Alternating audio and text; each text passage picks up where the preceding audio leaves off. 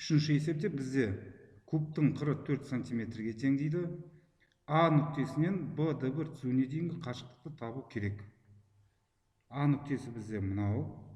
Б Д1 кесіндісі, Б Д1 түзуі. Ол кубтың диагоналі.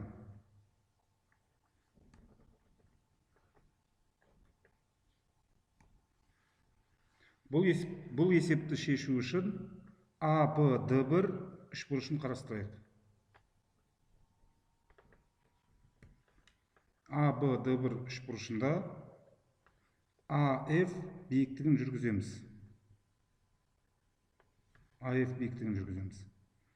Осы АФ биіктігі А нүктесінен Б, Д1 түзуіне дейінгі арақашықтықты береді. Яғни білетініміз бойынша А нүктесінен Б Д1 түзуіне дейінгі арақашықтық табу үшін сол нүктеден сол берілген түзуге Б Д1 түзуіне перпендикуляр түсіруіміз керек. Ол А Б Д1 үшбұрышының АФ биіктігі болып табылады. Биіктікті табу үшін А Б Д1 үшбұрышын қарастырамыз. А Б Д1 үшбұрышы бізде тік бұрышты.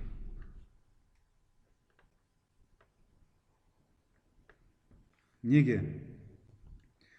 Өйткені А, Б, С, Д жазықтығына Д1 А кесіндісі Д1 нүктесінен түсірілген көлбеу.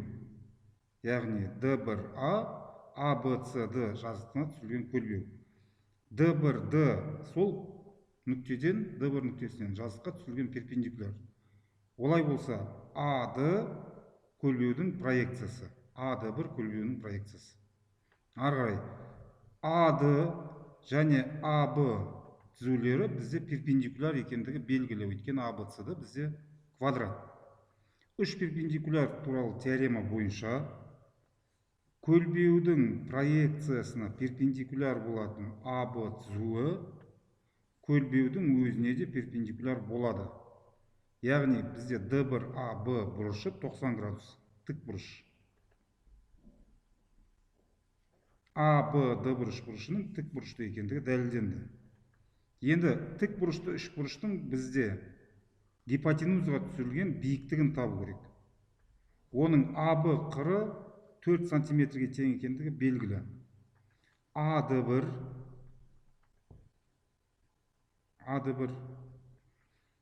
А1 Д1 Д квадратынан табылады, оңай табылады.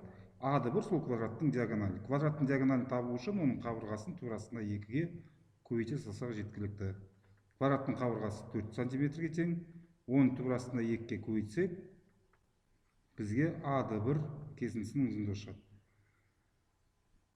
Б Д1 гипотенузасының ұзындығы Пифагор теоремасымен оңай табылады.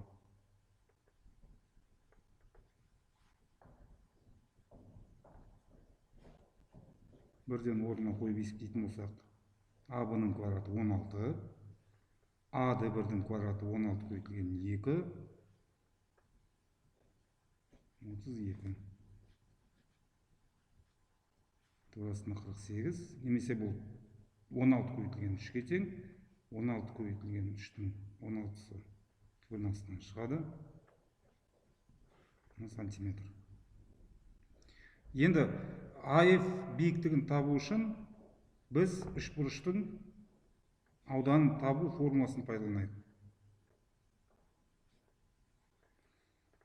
Тік бұрышты үшбұрыштың ауданын табу үшін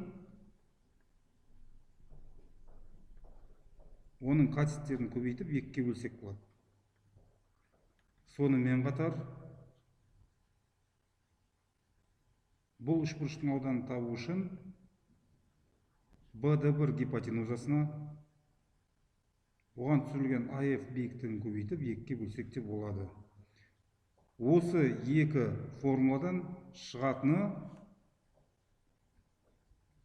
АФ пен Б Д1-дің көбейтіндісі А Б мен А Д1-дің көбейтіндісіне тең.